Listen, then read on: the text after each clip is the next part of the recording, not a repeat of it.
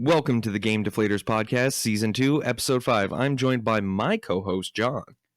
I am generally the host. Thank you very much. Welcome to the Game Deflators Podcast. On the Game Deflators Podcast, Ryan and I like to talk about our recent pickups that we have for gaming. That can be board games and such as well. We discuss current games that we are playing. We discuss the gaming industry, and we also cover our inflation deflation. For anybody who hasn't listened yet, the inflation deflation is where Ryan and I pick a random game off of my shelf, or his if he has one available, and we go ahead and play that for a few hours. We analyze the title, we discuss what we like about it, what we don't, and then we determine has it been inflated or has it been deflated. And what we mean by that is, should we deflate the price point? But this week, on a special episode, we're also going to be going over John's top 5 most valuable games. It's a challenge that's been going on around the internet, and we're excited to get engaged with it. However, I will also be talking about my only game worth talking about that's worth any amount of money at all. Sounds good, man. I would probably throw you under the bus here with our recent discussion on a few more games, but I'll leave you if you're top one. So most notably, one of the podcasts that stuck out to me was The Game Grinder. He recently did his top 5 NES games, came to Ryan and said, well, we should probably do a top 5. I don't really have a whole lot of NES games, so let's just do the whole collection and see what comes out. Yeah, so we're going to be going through that. But first, we're going to be talking about our recent pickups this week. And John got a killer deal. Tell us about it. Yes, so my killer deal this week was a nice little $20 pickup.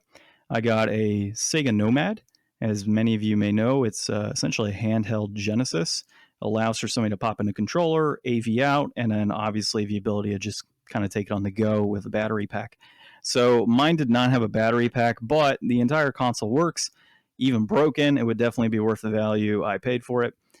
In addition to that, so yes, it does not stop right there. Got a Sega Genesis Model 2 out of that. That console also works. And unfortunately, while it does read games, my Sega CD Model 1 version has a messed up disc tray. So I'm going to have to do a small little fix to that to get the thing working appropriately. It does read games, obviously. So that being said, that brings my total Sega CD collection now to 2 consoles, a Model 1, a Model 2. I obviously have a Genesis, Master System, Dreamcast, and now I have the Nomad as well. So pretty stoked to see how that Sega collection is going around. Did you have any pickups this week, man? I mean, as we sit here drinking our American Stills whiskey. I sure do, partner. Like most of America this week, I did the Western American thing and picked up Red Dead Redemption 2. And John, I know you don't have this game, and I feel sorry for you, my friend. This is definitely the best game that I have played in a long time, and I can't get enough of it. I can't get enough of talking about it with all my friends that are playing it, except for John. And I love seeing all the stuff online about it. It's just so good. From the sweeping views to the great mechanics like the horse bonding and riding, the customizable outfits, the just living the day in the life of an outlaw in the Wild West. And it's really consumingly good. All I want to do is be home playing it, but unfortunately we got a podcast to record. Say that like it's a bad thing, man. Yeah, so I'm actually pretty interested in playing Red Dead Redemption 2, but unfortunately, a lot of people are going to hate me for this. I actually haven't even played this series. It's just, I haven't really been a big fan of Grand Theft Auto, for example, and I've always heard that Red Dead is Grand Theft Auto on horses in the Midwest, and it just never really did appeal to me. But seeing everybody's reviews and hearing good word from lots of friends, I may be playing Red Dead Redemption at some point after my current game that I'm playing. Well, and that's the thing is that I've always been a fan of Grand Theft Auto. I never beat 5.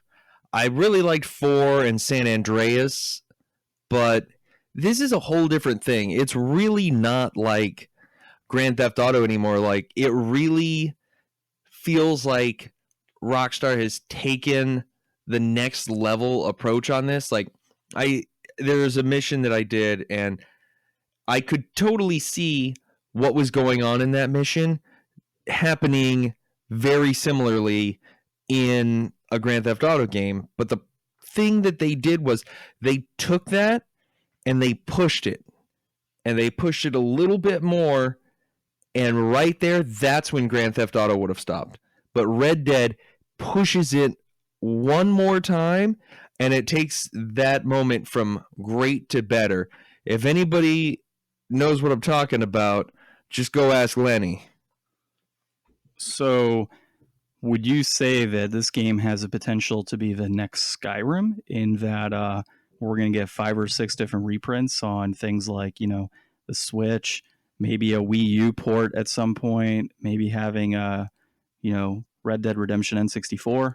You better hope that doesn't happen, because you'll be hearing a lot less from me on the podcast as I sit here on my Switch and play Red Dead, because I don't think that I would ever... I already don't want to leave my house because I could play it. If I could take it with me, I would get nothing done anywhere. Yeah, see, in my opinion, the Switch at this point in time is pretty much good for ports of the Wii U and playing 5-year-old indie games that were on the PC or other consoles, which I'll get to in a minute. I assume you probably want to talk a little bit more about some Red Dead. Well, you know what? I do, but I'm going to hang out on that for just a sec, because actually another thing that I did this week or last week, while I was waiting for Red Dead to come out still, I went ahead and beat South Park: The Stick of Truth, which I've never played before. I picked that up for $35 digital download on my Switch, and I loved every fucking minute of it. It was great. I've not been so into the most recent season of South Park that's come out, and it really had all the jokes and humor that I wanted. So I think the real question everybody wants to ask is, what class did you pick? I was a wizard. And it was pretty cool. I mean, I don't know what the difference between the classes is. I definitely think that this is a game that I could go back and replay. I mean, it only took me like 12 hours to beat the game. Like, it was really just 3 sit downs on my couch playing it, and it was great. I didn't even get all the content, so I think I would love to go back and replay this game again in the future. I really would like to get the Fractured Butthole too. That definitely seems like something I want to pick up. Sounds kind of weird, man. You want a Fractured Butthole? So actually, Stick of Truth is, from my understanding, one of the most hilarious games that my friends in the past have played. So what did you think about Al Gore and his boss battle? Never got there. See, that's what I'm saying. John's giving me this look like, what? Well, that's what I'm saying, is like, there's way more content in this game. I just kind of cruised through it, doing my thing, and I know that there's like some different choices you can make to kind of branch the story out. Like, it is by no means a huge game, like, but there's definitely enough in there for me to get, probably 1 or 2 more playthroughs and still have a pretty good time getting through it without it getting stale. I mean, I love South Park reruns. Yeah, see, I don't know how I feel about you anymore, man. Like, I don't know if you can be on this podcast. You played through Stick of Truth, didn't play as a Jew, and you didn't even get to the Al Gore boss battle. Come on. Have you played Stick of Truth? I played a little bit, and I did pick the Jew class at least. Did you get to the Al Gore fight? I haven't beat it yet. It's one of those games right now for me that is on the... You know how I have so many games at this point that I pop one in, I play a couple hours, and I go, let me go and play something else. And I will have you know that when I played Stick of Truth at that point in time, The Last of Us had just come out when I started playing it. So, of course, for me, I was going to go ahead and play Last of Us over Stick of Truth. So I think there's many listeners that would actually agree with me that that was the right decision to make. I bought The Last of Us, and I never beat it. I never got that far. And I mean, I am not I love gaming, but I am not the most prolific gamer ever. And that's why it took me so long to get through the messenger, because that's the first game that I've actually gone through and completed in a long time. And I wanted to follow that up with something. I was kind of looking at a couple of games. I was actually thinking about getting the Disgaea remake, and then I looked at how long that game is, and I was like, I don't want to get into all that. So that's why I picked up Stick of Truth, so that I could finish another game right in a row. So that'll be complete the messenger, finish Stick of Truth, blow all the way through Red Dead. Okay, I like your enthusiasm there. I'm still very disappointed you haven't played Last of Us all the way through. So that does kind of want to make me cry, you know? It's very disheartening. Well, seeing as you just beat Stick of Truth, kind of, I'm going to go into what I played. So obviously I just picked up Owlboy, I want to say right after our last podcast recording, wasn't it? Right before. Yeah, so I had picked it up just right before the podcast recording, started playing it, definitely enjoyed it at that point in time. Not going to go super deep into detail as far as what it is, but pirates take over a village, destroy it. You have a mission to try and collect some relics and essentially save the world. So that's the key thing here. But Owlboy. So as I said in the last podcast episode, I got the collector's edition of it, $70 on the Switch. It came with some medals, not medals. It came with pins and coins. They are metal, though. It came with one of those crappy notebooks that'll sit on my shelf forever, currently in the actual Owlboy box. A manual that does not fit into the actual case. A certificate of authenticity, and a couple other little things. I think a sticker pad as well. So overall, I paid $70 for this game. I want to say content-wise, it took me about 8 to 10 hours to beat. I really just blasted through this game. But I can assure you that this game is fantastic. If you can pick it up for $15-20 locally, you definitely can on a third-party market through like an OfferUp or an eBay. I would pick it up. It's pretty good. I played it on the Switch, obviously. Definitely enjoyed the ability to, I normally don't agree with Ryan on a lot of things like this, but when my fiance was over here playing Assassin's Creed on the PS4, I was able to take it off the docking station, put it at full blast volume enough to annoy her, lay it on our coffee table, and just kind of have at it on a little tiny screen. So that was pretty fun. But like I said, man, definitely enjoyed it. I would say 10 out of 10 in my opinion on that game. It was truly a beautiful game, and the music was by far some of the best music I've heard in a game since, honestly, probably Chrono Trigger for me, as far as like memorable compositions are concerned. So anything else that you want to talk about as far as Stick of Truth before we move on to our next topic, which would be our top 5, well, my top 5 highest priced video games in the collection? I mean, Stick of Truth was great, but I really just want to get into more Red Dead. That's really all I'm thinking about anymore is Red Dead. And I know that I got a good group of buds, and we're looking to form up a gang for online when that comes out. So I think that that's like a month away, or at least a few weeks away. So I'll keep going through the story of Red Dead and doing all the side missions and all the just living life as a Western outlaw. And then once online comes out and I get into that, I'll bring it back up and talk more about that. We'll see what's going on. I know we got a couple other things coming up just to keep it more interesting, because I could sit in here and week after week talk about Red Dead, but I'm pretty sure nobody wants to hear that. So I know that up soon, the 16th, we've got Let's Go Pikachu, Let's Go Eevee coming out. So we're definitely going to still be doing the challenge against each other on that. You know, just like a fun, not like a Nuzlocke or anything. I don't have the patience or time for a Nuzlocke. But, one of us, each of us will pick up one version of the game and we'll play through it. John is an avid Pokemon Go player still. So he'll be giving you that side of it. And I'll be giving you the side of, hey, this is an awesome remake of something that I loved as a child, and we'll see where it goes. I wouldn't go so far as an avid Pokemon Go player. I did take pretty extensive break, actually, as of late, mainly because I had a lot of trips and stuff I had to go out for my company on. But didn't you go to the mall last weekend to play Pokemon Go? No, I actually did not. I hope that actually came through the speaker correctly just now because you weren't talking into that mic. For all of you that are going to criticize us. So before we get into our top five, I know it's actually or my top five. I'm sorry, Ryan. Your top one, my top five. Let's go ahead and discuss that inflation deflation that we just went ahead and did.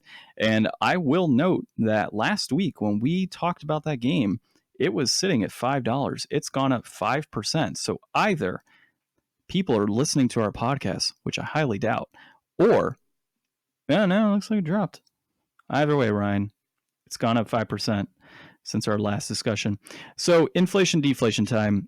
We did a special Halloween game today, being October 31st while we're recording, for Porky Pig's Nightmare on the Super Nintendo. Game is currently sitting at $5.25.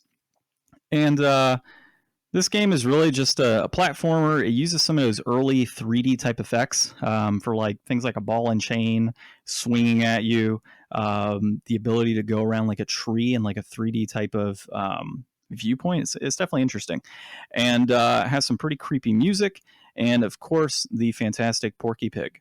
So I'm going to let Ryan go ahead and kick off his portion of it. So I actually played this game when I was a kid, and I truly enjoyed it as a child. Ryan had never played it, so let's hear what he has to say, and then let's talk about me reminiscing on this title. I never played this game, but I love Looney Tunes. I am a cartoon fan, and I have always loved the Looney Tunes, and I had a lot of nostalgia for this. Like, most of the enemies in the game, I recognize those from episodes, and I remember fondly those episodes, and the way that they captured the imagery of the Warner Brothers cartoons in like the best way possible. Like, the spirit like really lives through in this title in a good way. And some of the things I thought were, I mean, I don't remember when this game came out, obviously, because I never played it, so I don't know how deep of pulls they are, but some of the things I saw in there, I was like, man, dude, I haven't thought about that in years. And it was really, really impressive. The sprite work was great. The music I kept commenting on, though. I thought the music was a little weird. There was like kind of like a low track running, and then there would be this like much louder music, and it just never seemed like the two of them gelled. Like, I was talking to John because, I mean, it's a spooky game, it's a spooky time of the year, and I thought, this really sounds like we're playing a game and you have like a Halloween decoration that plays music way too loud in the room going off, and it's distracting me. It was weird music, which is good for the setting of the game, but I don't know. It was a little weird for me. Yeah, sorry, I was cutting you off there, man. Yeah, so let's go ahead and discuss some of the, obviously you found the music to be weird. You definitely enjoyed the sprite work and everything, so the actual graphics and such of a game. What were your thoughts on the overall gameplay? I mean, it was a pretty tough platformer. I mean, we played through the first few worlds without too much trouble. Some of the things were a little cheap. There was a little bit of not being able to tell what objects are not necessarily interactable, but like falling platforms that looked really similar to non-falling platforms, or certain objects in the world that you can walk through and identical objects in the world that are impassable barrier.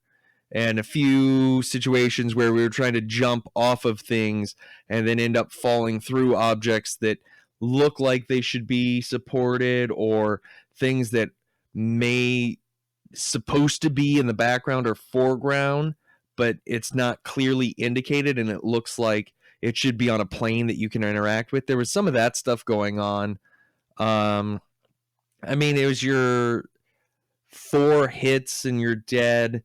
You get your 5 lives per continue, and the continues don't negatively affect you at all. Like once you go to your continue screen, you kick back in right where you left off, basically. Like you don't even lose your checkpoint and have to start the level over. But one thing that I thought was really cool about that was when you reloaded in, there was actually different weather effects. I don't know if it was supposed to be a showing of seasons, but I remember we started up and there was like green grass and stuff in the first level, and then once we went through the continue, it was snowing and there was snow all over the ground, and I was like, that's crazy. I've never seen like an old SNES title like this that has like that kind of interesting forethought, that it's like, you know, if this is a game that you're going to have as a kid and you're really going to play through a lot, just to have that same game but just a little bit different like that, like I can really appreciate the effort that they put into that to make that happen. Yeah, I'm really actually agreeing with you on a lot of things. So as a child, I definitely enjoyed this game a lot. It might have been the fact that it was a cheap Blockbuster pickup for me. Yes, I'm showing a little bit of my age right there. And I do have my Blockbuster card too, by the way. I think you saw that the other day. So yeah, it was a cheap Blockbuster pickup for me as a kid, and I blasted through that game. You know, I never did actually beat it though. Now that I think about it, I always got stuck at the final level, and that was, you know, before the age of easy internet access. So I don't even think I was on dial-up at that point growing up, and yeah, it wasn't very easy towards the end of that game. But overall, and I think one of the reasons I was able to get to that final point in the game was primarily because of the continue process. You can die 100 times in that game, and as long as you hit a checkpoint or a certain point in the game, it seems that you really don't lose any sort of any sort of progress that you've already made. You don't start from the very beginning like a typical platformer, and it's kind of level based. Well, it is level based. I mean, we got to, what was it, level 3, I think, man, and yeah, I mean, it was fairly easy. Once we got the first level, was more of a Ryan and I just trying to get through and get kind of used to controls and the physics of the game and such. I blasted through level 2 with no problem within, I think it was 2 lives at that point. And then level 3, we started playing through and just said, all right, we're good. I think we've got enough of this to go through and review it. So overall, in my opinion, I definitely agree with you, man. The whole thing with like platforms kind of disappearing, that's cool and all, but it was kind of odd that it was like on things that looked like it was just a standard tree trunk coming out. So that was kind of annoying at first, but of course, like any platform, you get used to it and you just kind of chug along afterwards. The one thing that kind of bothered me is going through actual objects. So when, you know, it pissed me off when I'm trying to jump on a ledge and it throws me through 2 different ledges and puts me into a thing of spikes and kills me right away. That kind of frustrated me a bit. And, you know, I can see myself as a child just throwing a controller at the TV. And obviously when we were growing up, it was tube TVs, so you could throw a brick at that thing and it'd be okay. Yeah. I mean, it was definitely frustrating at times, but you know, if I had to give this my rating, you know what? I would say that this game is worth it. I mean, I have, you know, not a whole lot of history with this game, and I don't have, you know, a whole lot of platformers that I'm really into. It's not usually my genre, but for me, pulling at my nostalgia of cartoons and my love of the Warner Brothers and, you know, Porky Pig himself, like, this is definitely one, you know, if you find this game, I'm going to say for $5.25, you know, that's a Subway sandwich, and you'll get way better value out of this than a Subway sandwich. Does this mean we can tag Subway in the podcast and get some, you know, I don't know, get some marketing out of it? Hashtag eat fresh, hashtag not a sponsor, hashtag could be a sponsor. I think I'm going to roll with that actually on the YouTube post when we make this.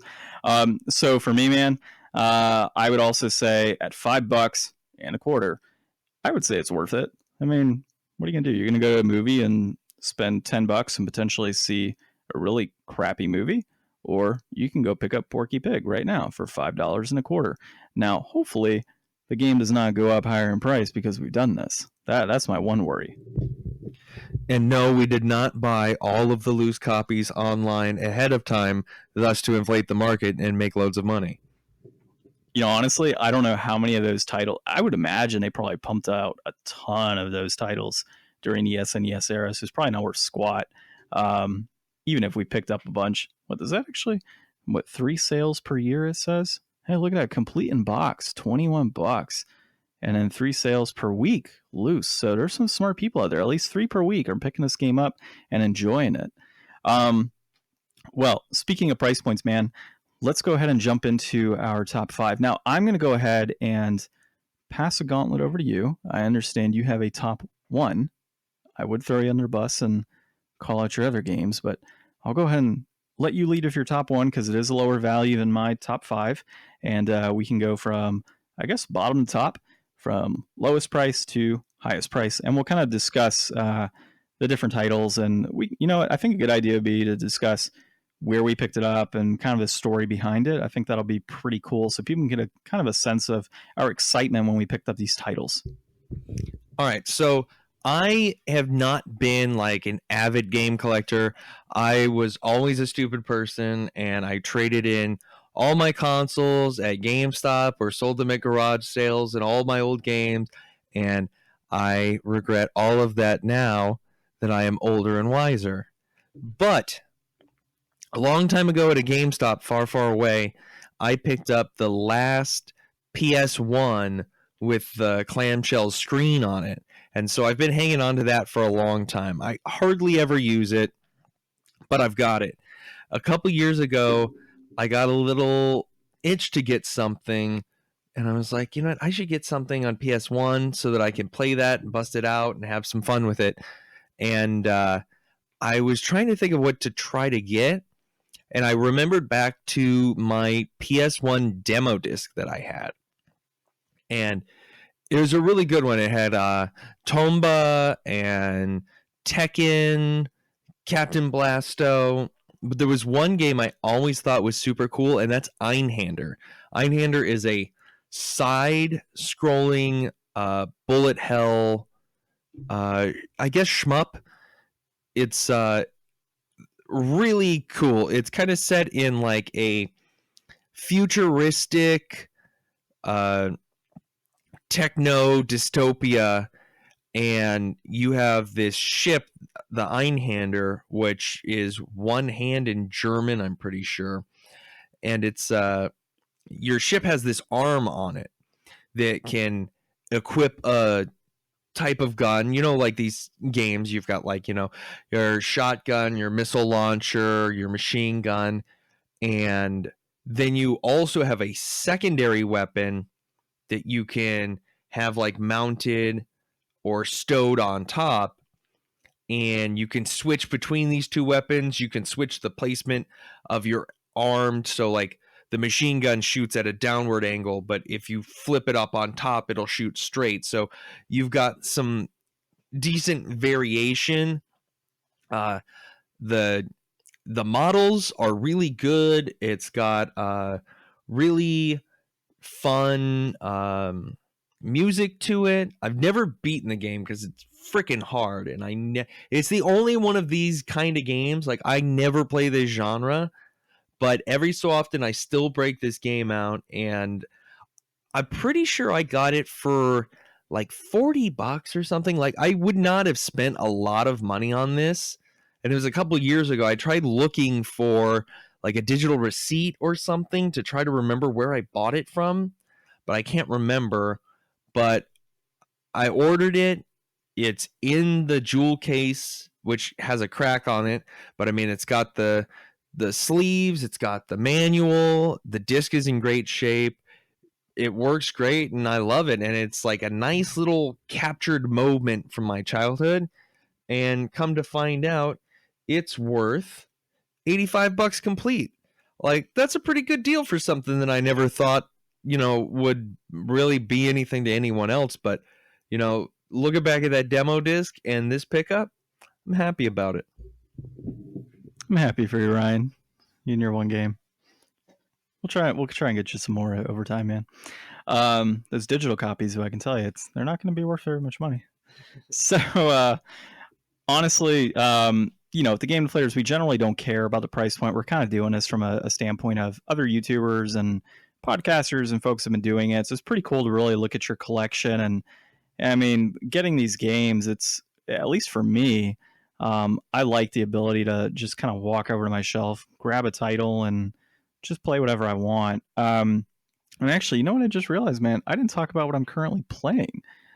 So I'll take 30 seconds just to mention, so we know for the next podcast, I'm currently playing Folklore on the PlayStation 3. It's an RPG title. What kind of an RPG title?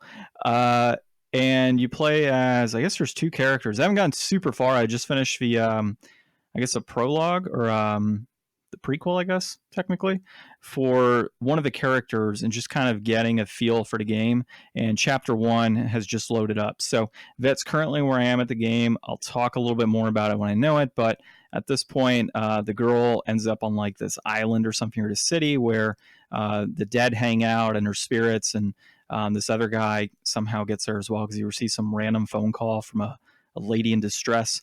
And see, I mean, I haven't even played it honestly long enough that I don't even know the character names at this point.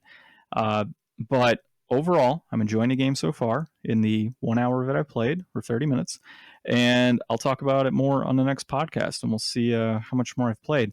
Although, just a little update, James is going to be coming into town. He was on season 1 of the podcast, and so he's actually going to be hanging out with us for a week here where we live.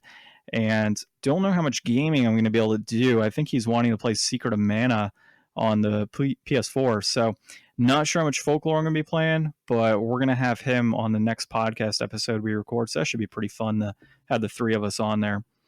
Now, getting into what everybody wants to hear, maybe. I don't know if you want to hear it. But my top 5. So you had Einhander. I have Suikoden 2 is actually on the bottom of my top 5 in terms of value. Game is pretty much an RPG strategy style game. You can recruit different characters. It's part of the Suikoden series, obviously. There's, I think, 5 games plus a tactics-based game that came out. This one in particular is the highest price out of the series. I believe it's somewhere around 60 hours of gameplay, which is pretty awesome.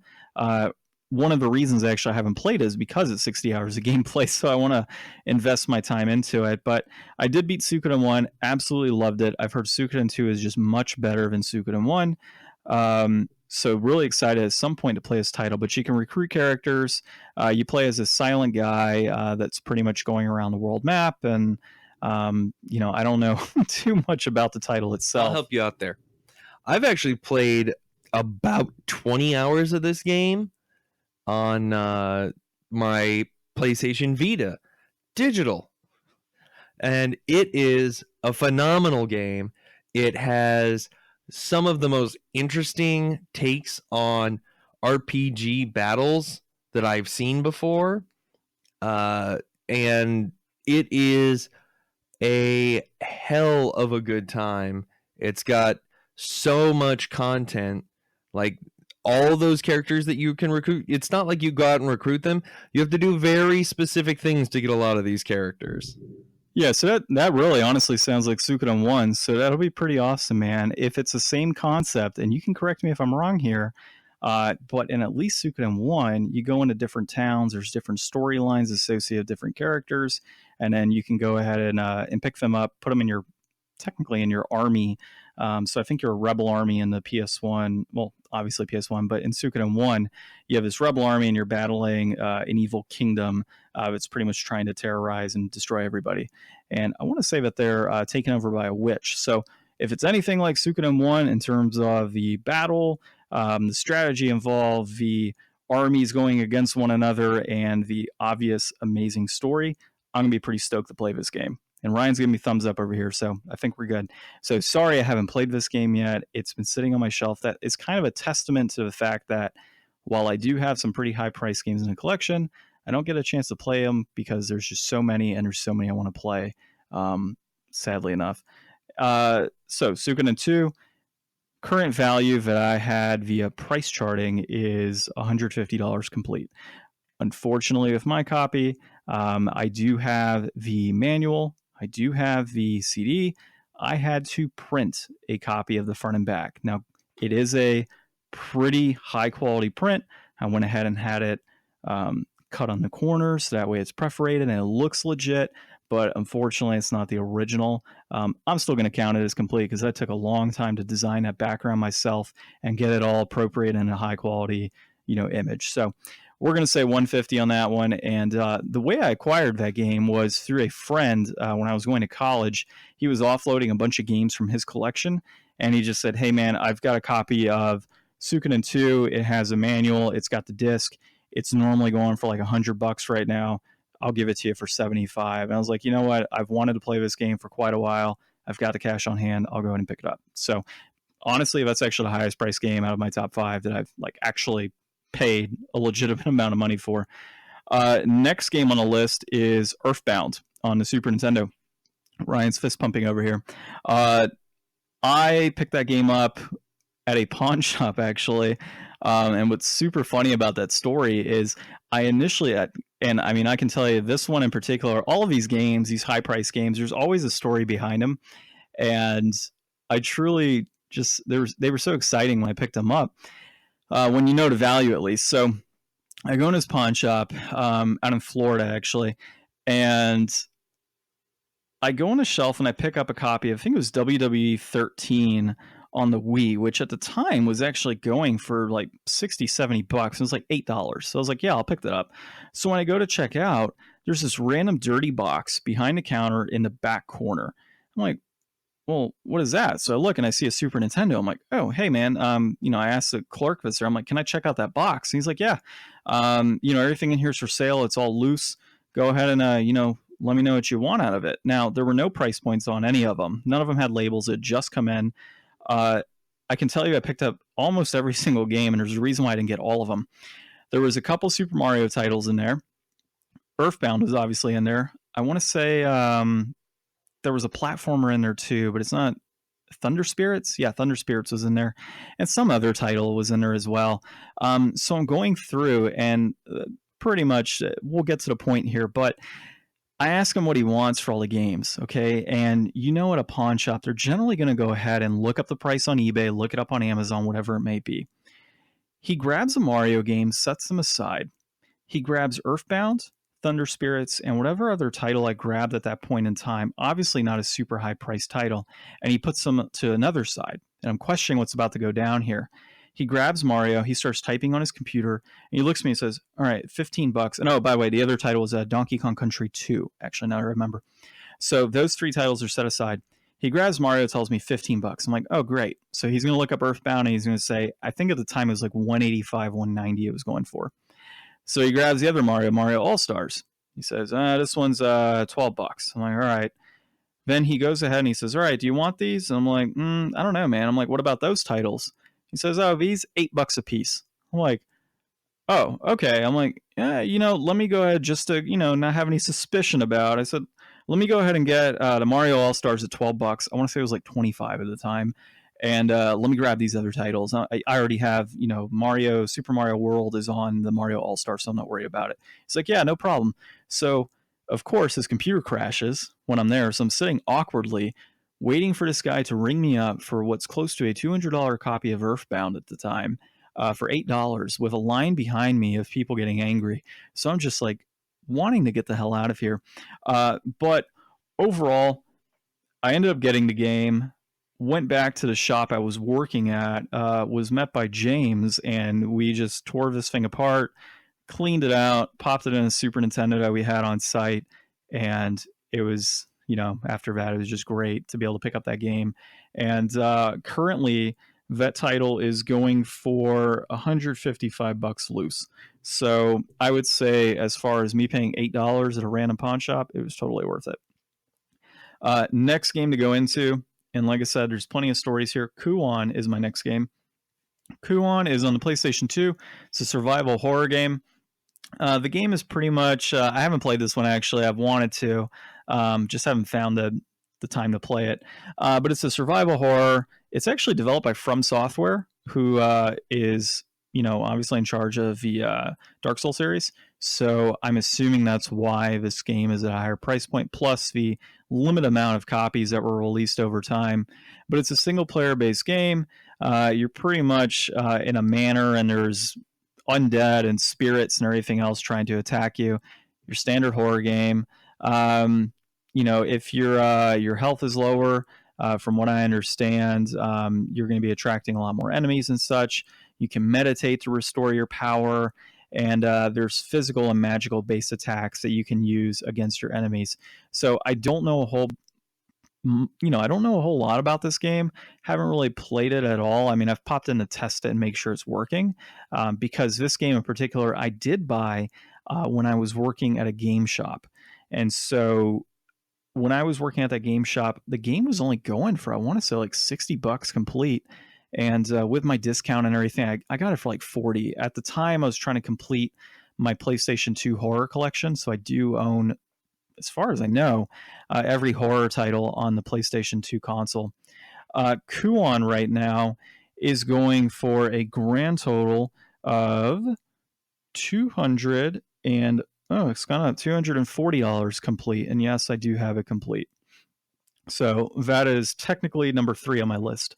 Number 2 in terms of high price games, and it gets even better in the pawn shop story, I'm going to have to say, is Saturn Bomberman.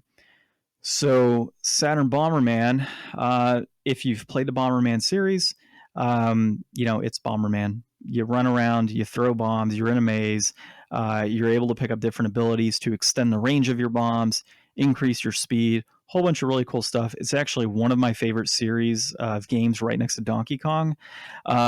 This version in particular was on the Sega Saturn, hence the name Saturn Bomberman. And as far as I recall, it actually allowed for multiplayer of up to 8 people, I want to say, on the Sega Saturn. That's just an old thing that I've always known about in the past. So yeah, it does have the multiplayer ability, story mode and such. My copy does work. Definitely happy it works. We're looking at it now on a wiki. You've got the ability to use 2 multi-taps, and does it say how many players? As far as I know, yes. Game exceeds 8. So you can play with more than 8 players on the Saturn. This game, I'll go into just really quick on the price point of this title. It is sitting currently at around $247 complete. It's actually higher than what it was when I initially picked it up.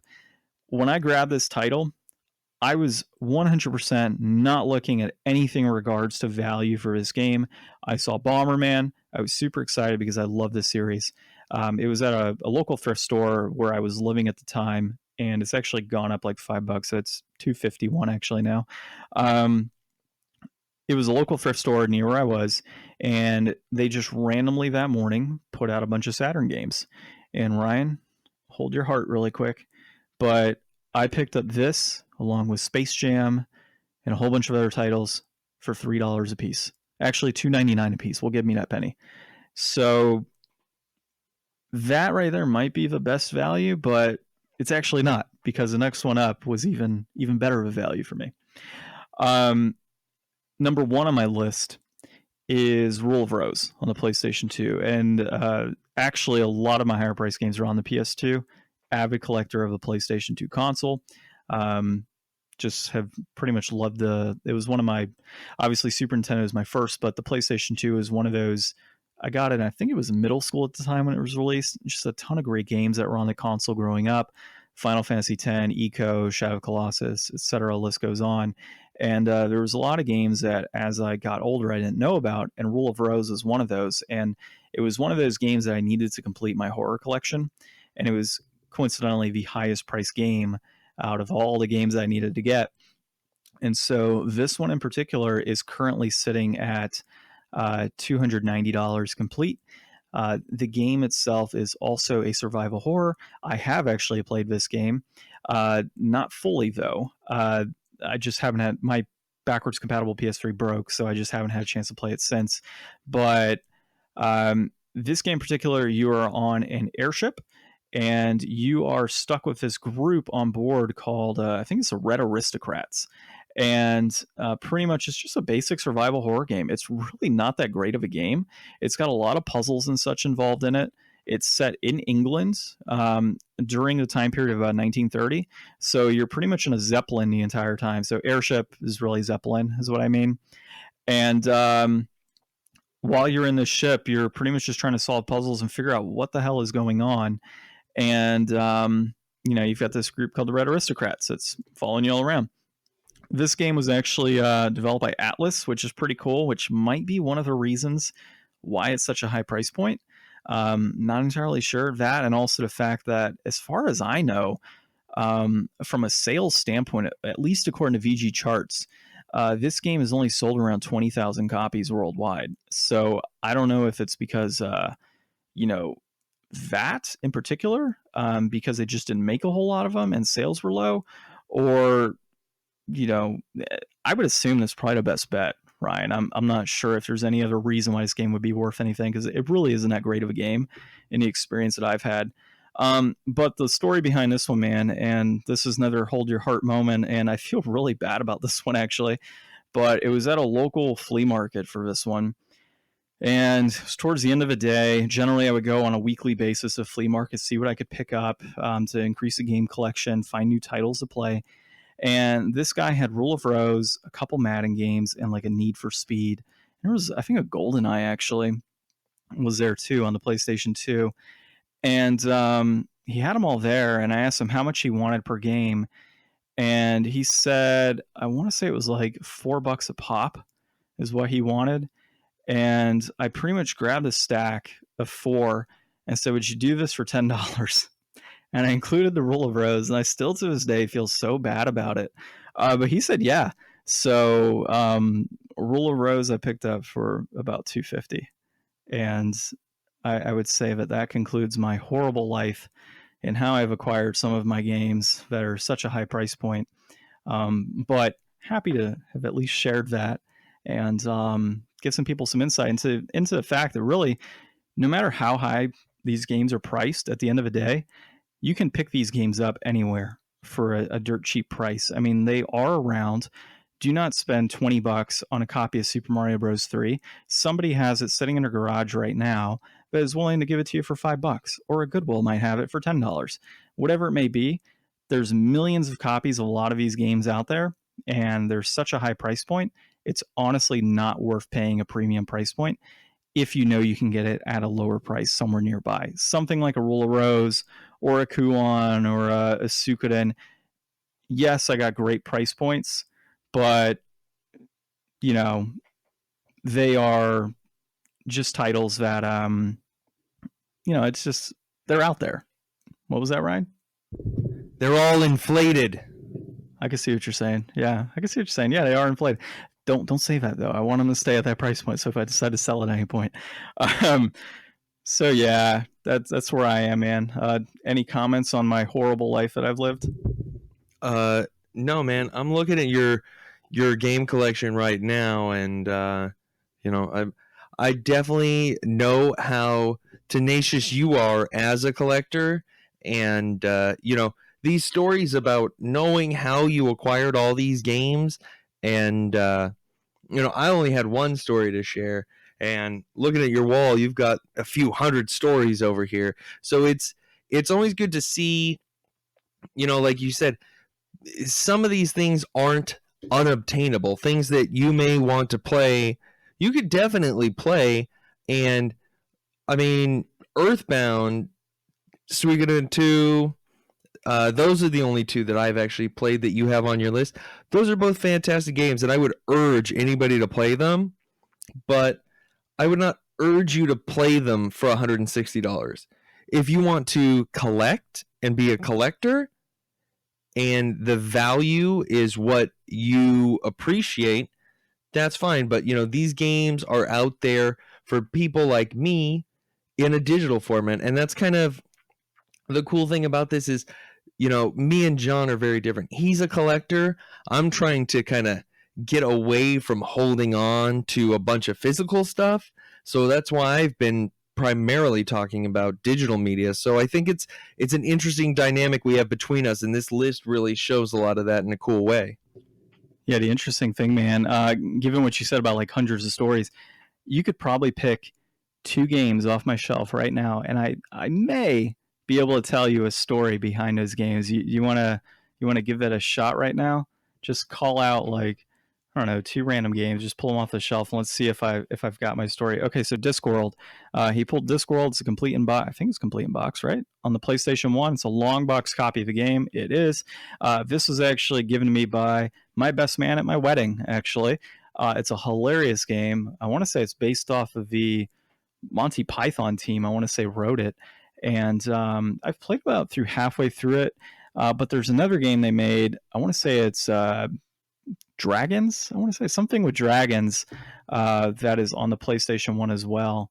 And that's also a pretty fun game. Dude, you got to hurry up. I don't know how much more like BS I can do here.